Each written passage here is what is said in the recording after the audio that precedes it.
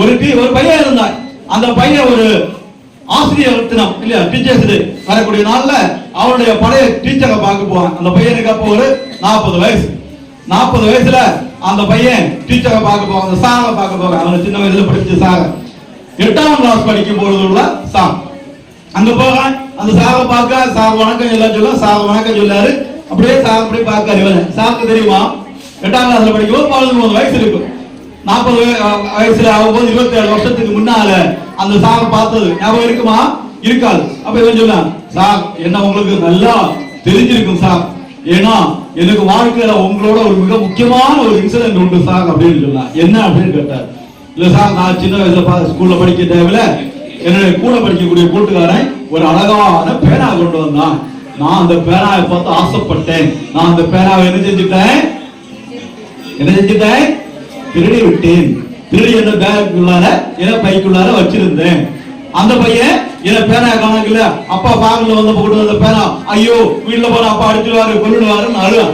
அப்ப சார் எல்லார்ட்டையும் கேட்காங்க, யாராவது பேனா எடுத்துருந்தீங்க கொடுங்க அப்படின்னு. யாருமே என்ன செய்யல, பேசல. இந்த பையன் பேசாம இருக்கான். கடைசியில சார் சொன்னார், எல்லாரும் எழுப்பி இல்லைங்க, அந்த கிளாஸ்ல 20 பேர் எல்லாரும் எழுப்பி இல்லைங்க, கண்களை மூடி இல்லைங்க, உங்க பேக நான் பரிசோதிக்க போறேன், யாருக்கிட்ட பேனா இருக்குன்னு கண்டுபிடிக்க எடுக்கலாம் அப்படின்னு சொல்லிட்டு எல்லாரையும் கண்டுபிடிக்க சொல்ல. இவருக்கு எப்படி இருக்கும்? பயங்கர பதட்டம். ஐயோ கடவுளே, என் பேக்ல தானே பேனா இருக்குது, என்ன ஆகுமோ என்ன அப்படின்னு சொல்லி பயப்பட்டு நிக்க. சார் ஒவ்வொருத்தரா பாக்காரு, ஒவ்வொருத்தரா பாக்கிட்டு பேனா எல்லாம் பாக்காரு. எல்லாம் முடிஞ்சாச்சு. சரி எல்லாரும் கண்ணு தரங்க அப்படின்னு சொல்லியாச்சு. இப்ப எல்லாரும் கண்ணு தரந்தாங்க. இப்ப சார் அந்த பேனா எடுத்து காட்டாரு. இதோ பேனா கிடைத்து விட்டது. யார் எடுத்தது சொன்னாரா? இல்ல. யார் எடுத்து? அதுதான் என்னது உண்மையான ஒரு ஆசிரியருடைய பழக்கம் என்பது அதுதான்.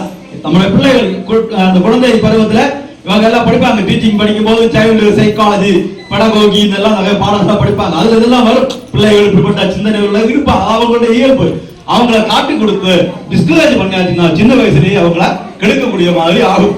அதனால அவர் யாருன்னே சொல்லல, யாருக்கிட்ட இருந்து இந்த பேனா கிடைச்சதுன்னு கடைசி வரைக்கும் சொல்லல.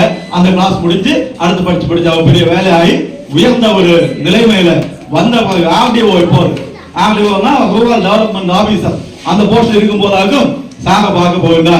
சார் உங்களுக்கு ஞாபகம் இருக்கா சார் என்ன அப்படின்னு? அப்ப சாப்பிட்டு தான் இருக்கு. இல்ல, எனக்கு ஞாபகம் வரவில்லைன்னு சொன்னார். அவன் அப்படியே பார்க்க, ஏன் சார் அப்படி? நான் உங்க பேக் தேடும் போது நானும் கண்களை மூடி இருந்தேன். புரியுதா? உங்க பேக் எல்லாம் தேடி பார்க்கும் போது நானும் கண்ணை மூடிட்டு தான் தேடினேன். நான் கண்ணுல இருந்து தேடினா தானே யாருக்கிட்ட பேக் இருந்து பேனா இருந்ததுன்னு கண்டுபிடிக்க முடியும் அப்படி.